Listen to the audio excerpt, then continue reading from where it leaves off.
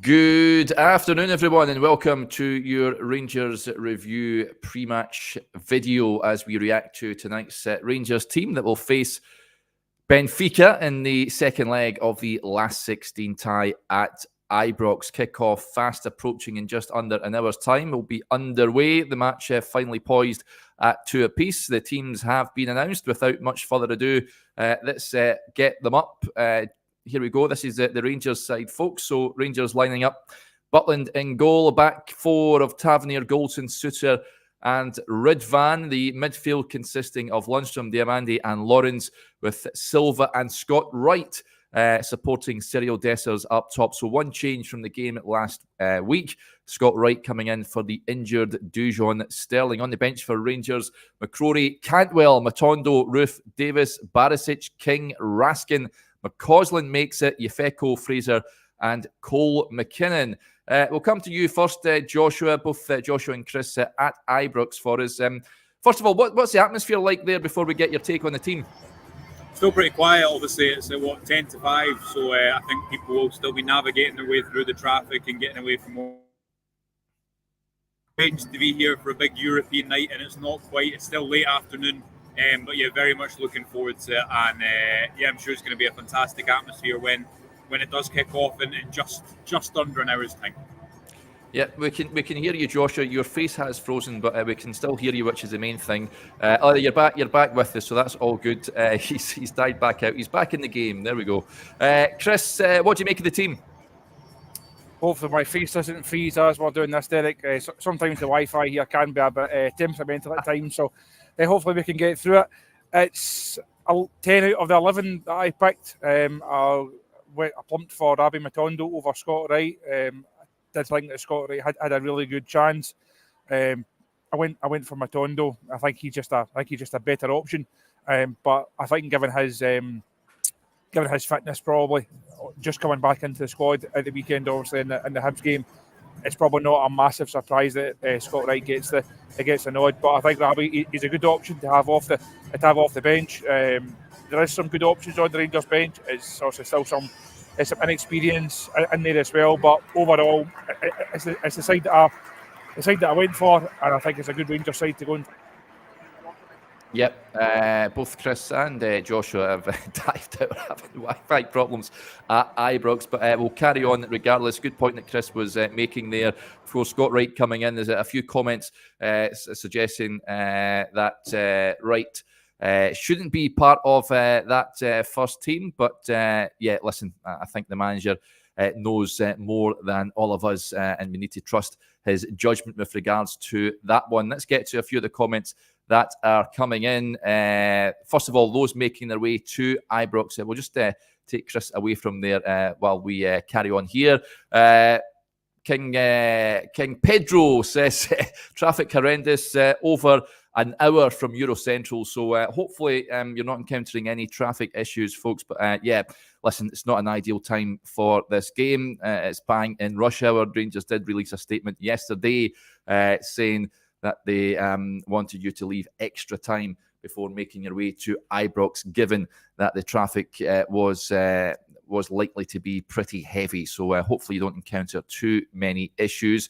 That was the Rangers team, of course. Let us know in the comments, folks, what you make of it. I'll run through the Benfica side as well. They line up with Trubin in goal, a back four of Bas, Silva, Otamendi, and Ursnes, a midfield of Florentino, Neves, and Silva supporting Di Maria, Neres, and Leonardo up top for them.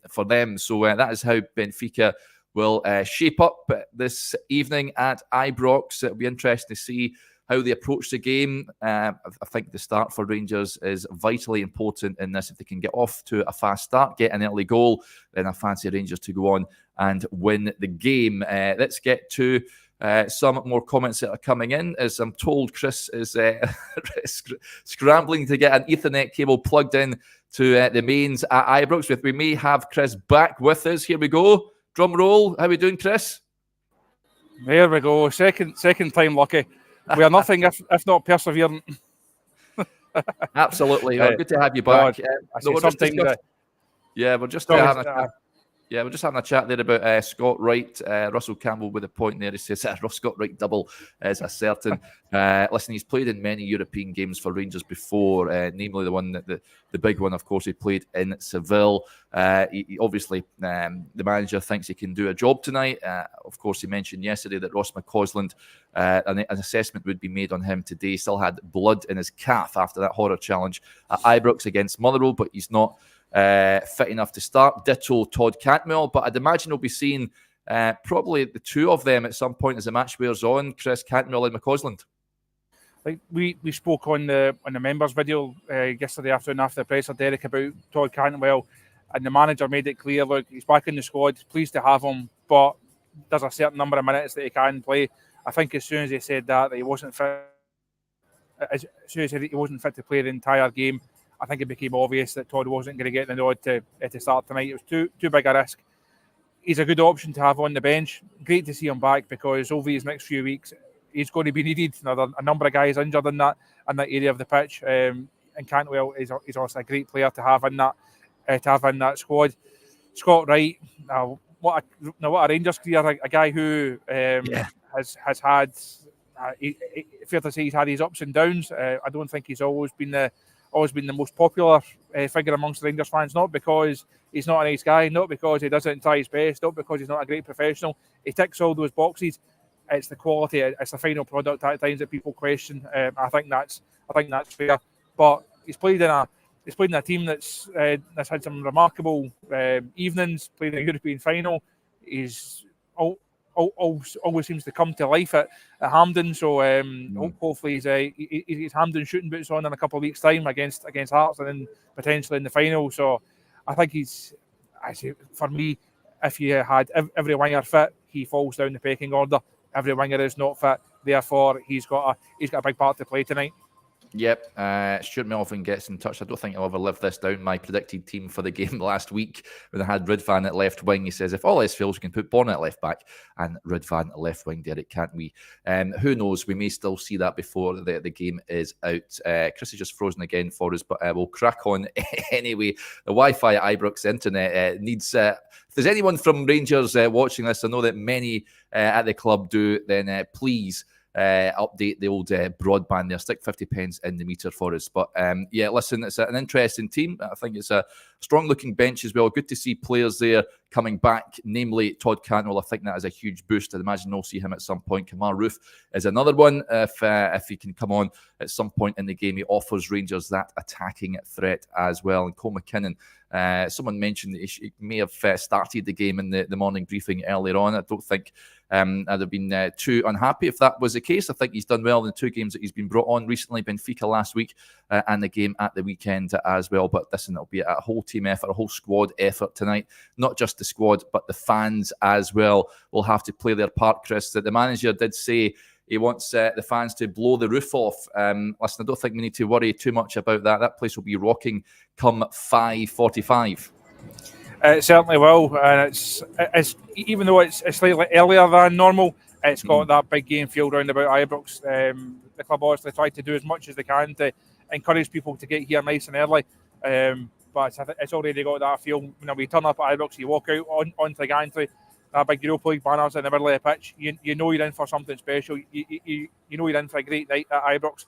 There's been so many of them over the last couple of seasons. It would be quite some result and some achievement if Rangers could get another one tonight. The manager has spoken about the quality of Benfica. He's spoken about the budget that Benfica have got. This would be a real scalp, as the manager said yesterday in his press conference. All of Europe will sit up and take notice if Rangers knock Benfica out here. This is not a tie that Rangers were expected to win. They've given themselves a wonderful chance of doing that, though. Yeah, most definitely. Graham Corkin gets in touch, big Rangers fan, lives down my neck of the woods. He says, broke my arm in Lisbon last week, sat with my blue cast on. Sure the famous will do the job tonight. What did you do, Graham? That sounds not too pleasant, but yeah, good to see you tuning in as ever, and let's hope Rangers can go and do the business tonight. It certainly would be some scalp, as Chris said there. This is a Benfica side littered with absolute quality throughout, but they are a team under a bit of pressure. The fans not too happy with the style of play under Roger Schmidt. And listen, I think I enjoyed Philip Clement's press conference yesterday. He looks relaxed. There's a steely determination in his eye. And this is a Rangers team, Chris, as well, that has been the course in recent years.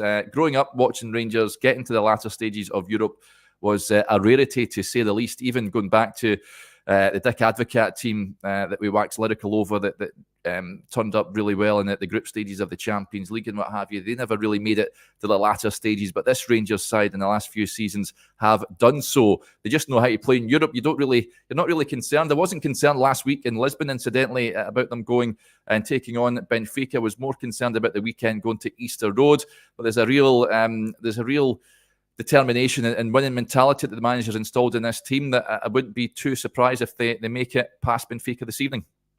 I think it probably sums up how good Rangers are on this European stage. After the draw was made, there was more people concerned about going to Killie and playing on the Rugby Park pitch than there was taking on a side who are at the sharp end of the Portuguese league, who have got some players that will go for tens of millions of pounds, and people were more worried about the prospect of going to Killie. The one that speaks to how important also the Premiership title race is. But you're now going into these European games, and you're right, you do fear nobody. The manager asked him if Rangers were still the underdogs in this tie at the press conference yesterday, and he spoke about the result that he got in the Bernabeu with Bruges a few years ago and said this Rangers side is better than that side. And he believes that Rangers on their day, if everything goes right, if they've got the squad that unfortunately they don't have available, he believes that Rangers on their day can beat anyone here. And it's hard to disagree, because over recent seasons, they've beaten some of the biggest names at this level. Now, when you get to the very top level, and you're talking your Man Cities, your Real Madrids, that's a very different thing. The Champions League campaign a couple of seasons ago showed there is a real gulf between top end of Europa League and top end of the Champions League. That's something that Rangers themselves cannot bridge at this level, though. In this Europa League competition, it's been great for Rangers the last few seasons. I was actually just saying to someone in the press room before I came up here, the last couple of nights of Champions League action, I've had no real interest in it. Couldn't tell you what happened. Didn't watch any of it. It just doesn't do it for me anymore. Europa League nights are great, even when Rangers aren't involved. It's competitive action. It's teams that are going for it. Some really good teams, some really good names in this competition, and Rangers more than hold their own in this arena right now. I say it's got that big game feel round about Ibrox already. So if they were to go out tonight, there's no shame in it. Benfica, again, the manager spoke about the quality, spoken about their budget. They are one of the fancy sides in this competition. If Rangers were to go out, there's no shame. But they've given themselves a great chance of going through, and if they could go through, I say it would be a terrific achievement. But to get to, as you said there, I think as we spoke about yesterday, to get to this stage as regularly and to be as confident of doing that, to be as disappointed if we didn't get to this stage, speaks volumes for what Rangers have done over the last 4 or 5 seasons in this competition. Really flying the flag for Scotland, flying the flag for Scottish football, and once again, all eyes are on Ibrox, and it's wonderful to see.